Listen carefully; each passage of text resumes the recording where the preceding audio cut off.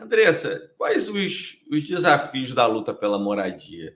Nós temos aqui no Espírito Santo mais de 1 milhão, né, de pessoas que estão na chamada linha da pobreza e outras 394 mil na pobreza extrema, né, no grupo das que não comem todo dia. O contexto socioeconômico é definido por estudiosos pela renda familiar, né? Então, assim, uma renda familiar muito baixa, né? E o próprio BPC, né? Ele coloca ali uma situação de extrema pobreza, né? Que seria um quarto ali do salário mínimo ali de renda familiar, né? O que não traz um alento para essas populações. Quando conseguem, né, receber esse benefício. Quais seriam as principais medidas para amenizar essa situação, na sua opinião? O que o movimento tenta fazer para amenizar essa situação aqui no Espírito Santo? Na verdade, a gente entrou, depois do golpe de 2016, a gente entrou num processo de, de retrocesso total. Então, principalmente os movimentos populares tiveram uma imagem de criminalização, então a gente tem muita dificuldade de articular, de dialogar e de fazer o movimento por conta dessa nova gestão federal que criminaliza, que é truculenta. Então, a gente vem fazendo um trabalho meio que de formiguinha, né? Procurando se reestruturar, buscando apoios para a gente capacitar, dar formação para as nossas bases e para que as pessoas tenham consciência de que é importante elas saberem sobre os seus direitos e lutar por eles. Então, assim, nesse momento, a gente está em fase de reestruturação, a gente está também fazendo um diálogo com alguns apoios para que a gente possa criar o nosso programa de reforma urbana do Espírito Santo e levar, né, discutir com a sociedade esse programa para que a gente possa realmente, né, efetivar e poder também ajudar, né, poder dar ações concretas para essas populações que estão aí em vulnerabilidade. Os dados são a população, né, em situação de rua, programa do transdisciplinar, Polo da Cidadania da Universidade Federal de Minas Gerais. Né? Em dezembro de 2021, segundo o cadastro do CadÚnico, eram 158.191 pessoas vivendo nas ruas no Brasil.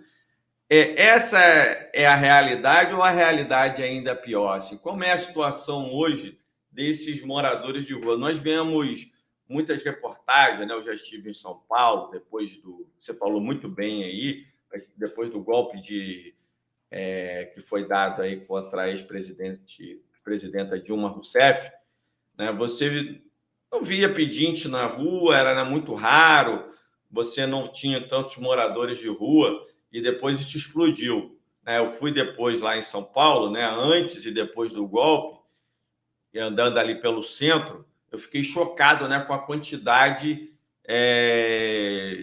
de famílias e de pessoas nas ruas. Né? E agora, com a possibilidade de serem despejadas também, né, por falta de pagamento, inclusive, aí nesse período da pandemia, a situação se agravou aí dramaticamente. Andando aqui no centro de Vitória, né, você vê em alguns lugares também dezenas de pessoas morando na rua. Tem hoje números de como está essa situação de moradores de rua no Brasil e o que poderia um futuro governo progressista fazer no sentido de resolver essa situação? Eu acredito que esses números que você passou estão subnotificados. A gente teve, no período da pandemia, a perda dos empregos, muitas pessoas acabaram tendo que, mesmo que o Supremo Tribunal Federal tenha aprovado a DPF, que acho que é 828, se eu não me engano, que ela garante o não despejo, né, das famílias nesse período de pandemia. Porém, a gente sabe que aconteceram esses despejos, a gente vê, tá muito claro, a gente andando na rua, a gente vê as pessoas na rua e vê famílias, vê em São Paulo, por exemplo, várias reportagens de famílias em barracas, em praças, né? Então, assim, a gente vê. Infelizmente, isso já vinha se arrastando desde de 2016, com o corte dos investimentos, teto de gastos, os programas e as políticas públicas, os programas habitacionais, eles foram todos cortados. E aí aquelas construções que estavam acontecendo pararam porque os investimentos foram cortados. Então a gente começou a ter, a partir de 2016, essa escalada de retrocesso. Então, todos os projetos, Minha Casa Minha Vida, os projetos que o Ministério foi extinto, o Ministério das Cidades, que discutia junto com a sociedade ações para que ações de direito à cidade, ou seja, qual a cidade ideal para você morar. Então, tinham várias ações em vários segmentos. Então, tudo isso foi destruído.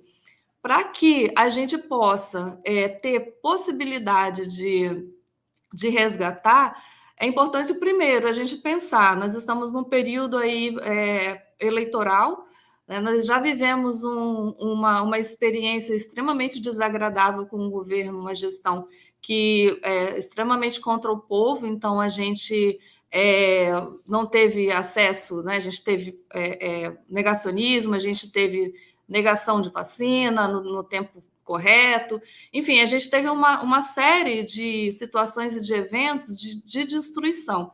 Então, agora, nesse momento, nós estamos no momento de refletirmos. A gente quer continuar esse processo de destruição ou a gente quer trabalhar com quem já fez e quem sabe como fazer e quem está disposto a fazer melhor do que já foi feito antes. Então, assim, dentro desse processo de habitação, desse projeto de habitação, já foi feito muita coisa de 2003 a 2015, digamos, né?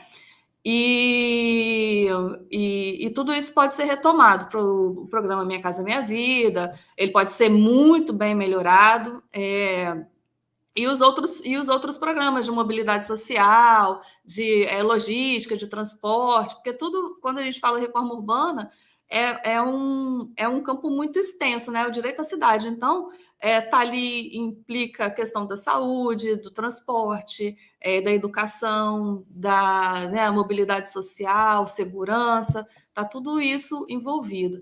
Então, assim, deixar aí o recado, né, para reflexão do que a gente quer para os próximos anos, para nossas próximas gerações, se é destruição ou se é reconstrução.